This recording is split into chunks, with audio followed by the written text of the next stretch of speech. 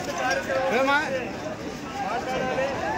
మీరందరూ ఒకసారి వినండి, మీరు లైవ్ పెట్టండి. ఇవాళ జరిగిన దాని గురించి నేను చెప్తున్నాను. ఇవాళ నేను సూపరింటెండెంట్ గారిని కలిశాను. ఎందు గురించి అంటే సూపరింటెండెంట్ గారు పోస్ట్ మార్టం రిపోర్ట్ ఇవ్వాలి. సూపరింటెండెంట్ గారు మెడికల్ కాలేజ్ ప్రిన్సిపల్ గారు. నేను 2 రోజుల నుంచి ఇక్కడే ఉంటున్నాను కానీ మీకు చెప్పాల్సిన బాధ్యత కూడా నాకు ఉంది.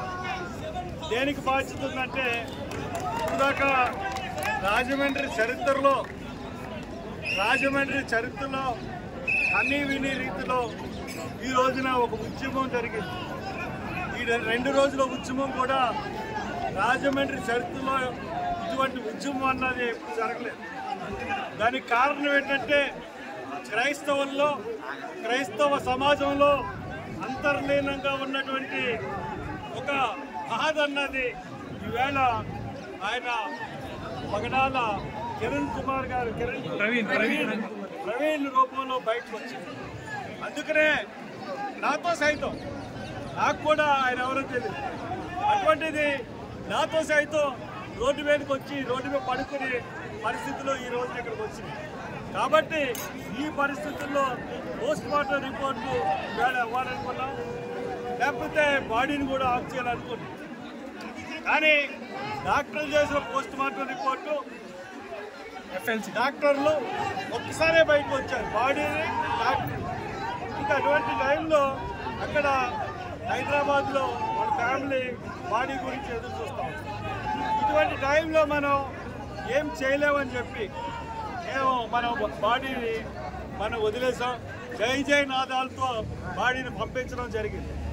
ఇప్పుడు మనది ఏంటంటే మనకు తక్షణ కర్తవ్యం ఏంటంటే ఇంత ఉద్యమం జరిగింది కాబట్టి మనం ఎక్కడితో వదిలేయకూడదు. వాళ్ళు రిపోర్ట్లో ఏం చేశారో దాన్ని బట్టి మనం ఖచ్చితంగా దీని గురించి మనం చేయాలి. ఈవేళ 26వ తారీఖు, 27, 28, 29వ తారీఖు రిపోర్ట్ ఇస్తారన్న. 29వ తారీఖు 10కి ఎక్కడికి వెళ్తామో చెప్పండి.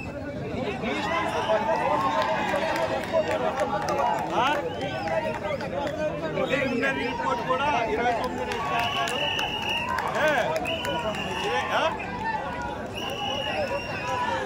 అని ఎస్పీ చెప్పాడు. లేకపోతే మీరు అందరూ 29వ తారీఖున ఎక్కడికి వస్తారంటే కరెక్ట్గా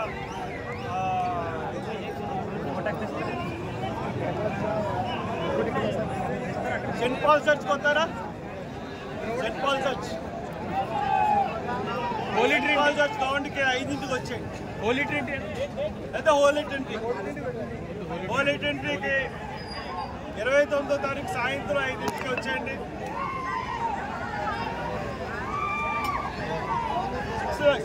5:30 కల్లా వచ్చేయండి.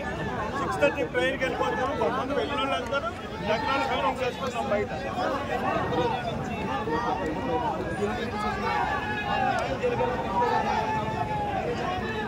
నేను చెప్తున్నాను కదా, నేను ఇప్పుడు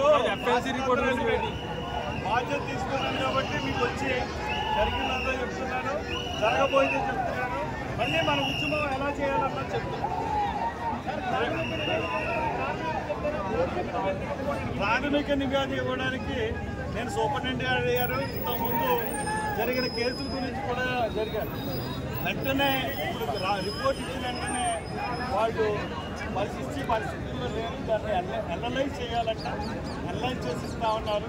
కాబట్టి వాళ్ళకి మనం టైం ఇవ్వాల్సిన అంటే టెక్నికల్గా ఉన్న టర్మ్స్ మనం ఏం చేస్తాం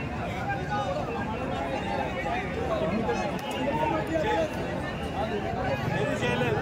కాబట్టి ఒకవేళ వాళ్ళు యాక్సిడెంట్ అనేది చెప్తే అని కానీ మాట్లాడండి. దీన్ని కేసులు పునరాకాలు చేస్తే మటుకు తీవ్రమైన ఉద్యమం రాష్ట్రం అంతా అవసరం. ఇది వీడియో అందరికీ షేర్ చేయండి, దర్శకులకు షేర్ చేయండి, అందరికీ చేసి చేయమని కోరుతున్నాను. సార్ మీకోసం అందరూ హైవే దగ్గర వెయిట్ చేస్తున్నారు సార్. హైవే దగ్గర